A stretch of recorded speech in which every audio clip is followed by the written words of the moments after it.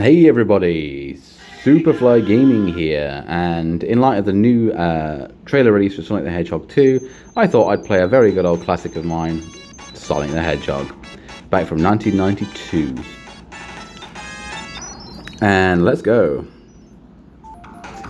So a bit of background, Sonic the Hedgehog 1, well not exactly this because it's kind of like a modded version, was the very first game that I played. So you're actually seeing what I used to play when I was like, wow. When I was like, wow, how old was I? Like 4? And as you can see, I thought I would be better than this, but it's different using your phone than it is your controller. So, as you can see, woohoo! Yeah, boy, check that out. Still got the skills.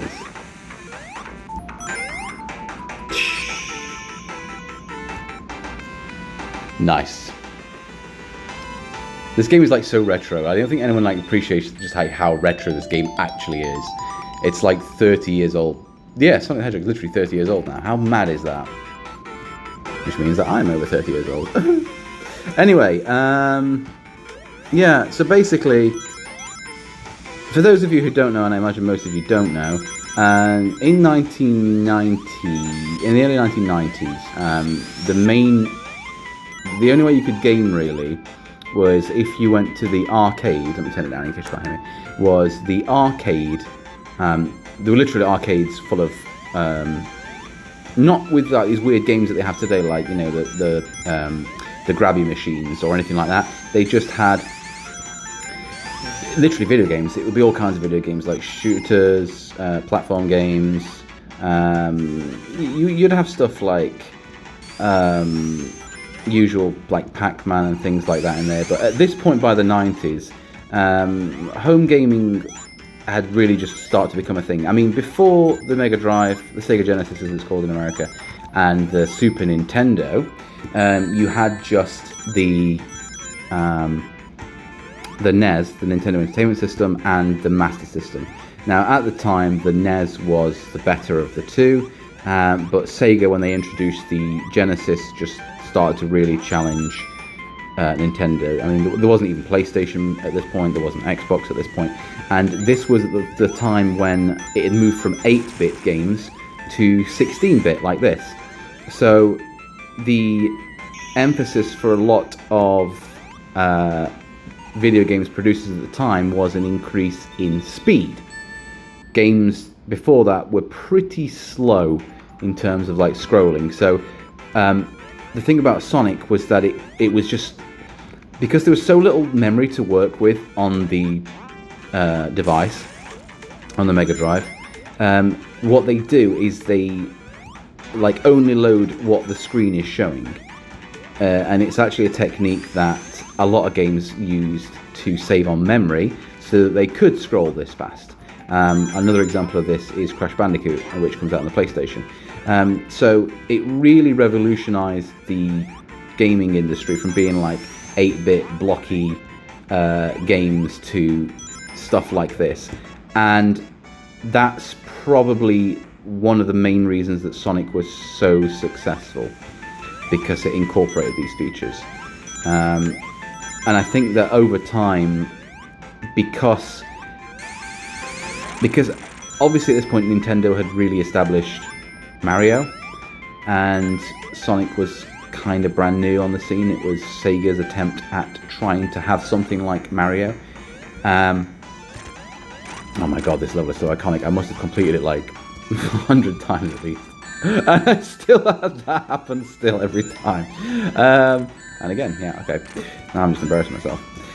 So it worked really well. It worked exceptionally well for Sega. They managed to get Sonic really pushed out. It had loads of sales, and obviously the year after the original Sonic, they released Sonic the Hedgehog 2, and then 2 years later Sonic the Hedgehog 3, and then it just became a success story from there until we are today. And by the way, we don't actually have a Mario film, do we? So props to Sega for actually pulling that one out of the bag. Yeah, I think what's so fun about Sonic and addictive for me over the years. I mean, I've just played it so much. It's like it's like a chill game, you know, and there's no like major objective. I'd say probably one of the best features of it is most games have an incentive to complete the level as a overall, but one of the great things about Sonic is that you have rings, so each moment is kind of like your best score. The more rings you get, that's your best score, and if you fail, then the challenge is to then again get as many rings as you can again, and then that process just carries on and on, which a lot of games don't actually do. There's the reward is usually at the end of the level, and there's no psychological reward whilst playing, you know, keeping your rings. But obviously with this you do, and that's one of the greatest features about this game. Or if you don't want to do that, you can just rush and complete the level in time. So you can either save the rings and get a high score, or you can complete it as fast as you can. So you can approach it from different ways. These levels used to be so annoying. Getting the Chaos Emeralds, if you've never done it before, you don't know. One of the most frustrating things about this level that I used to love was that Tails is next to you, and he is collecting rings with you, but sometimes he's kind of stupid. Whoa! Just 10 frame skip off there. What happens is he would usually run into the bomb, and what would happen then is you would lose all your rings, and you would screw up the level, like I just did with that fast forward mode. Wow, I'm actually doing pretty bad for this level. I normally do a lot better at this point. Cool! You get 10,000 rings! What? Get 140 rings. That's actually quite a challenge at this point, because I don't like this screen keypad. I don't like it. It's not good for Sonic. We're not gonna do it. 17 rings to go. We're not gonna do it. Tails. Oh my god, no! Oh, we did it. Wow, that was probably the closest I've ever actually come to failing the first level. And for those of you who don't know, that's a Chaos Emerald, and a Chaos Emerald is required. Well, you need all 7 Chaos Emeralds, and you can turn into Super Sonic, which again adds again to the replay value. Such a simple game, and yet at the same time, it had so much variety in it that people really underestimate how awesome it was. I'm going to die here, aren't I? Come on, Tails, help me out by standing there and just doing what you do. Uh-oh. Get the rings! Whew. And a big part of this game as a platform is that it's a lot about patience. Because patience and timing. And that's the end of the level, I think. Nope. I was thinking of stage 2. No! That's the end of the level. Oh, there's no scores to collect. There used to be little scores in the sky that you could, when you went over them, they would go pew, pew, pew. Next level. Oh my gosh. Okay, thought I was going to fail. Never mind. It's okay. Calm down. Relax. Get the bat. Push that. Don't fall in the lava. Literally, it's like... This maybe is where that game came from as a kid. Don't fall in the lava. Came from Sonic. Do you think it came from Sonic? I don't know. Leave a comment in the comment section if you think that it came from Sonic. I don't think it did, but it might have done. Probably did for me. Let's go! Woohoo!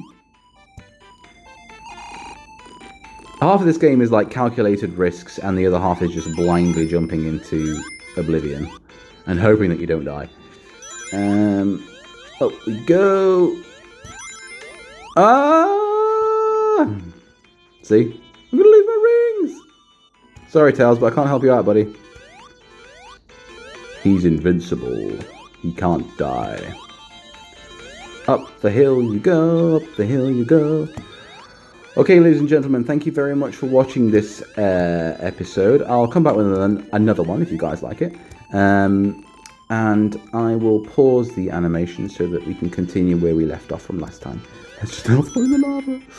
Right, thanks very much, everybody. Remember to leave a like and a comment, and if you haven't subscribed, please do. And I will see you all very shortly. Bye-bye.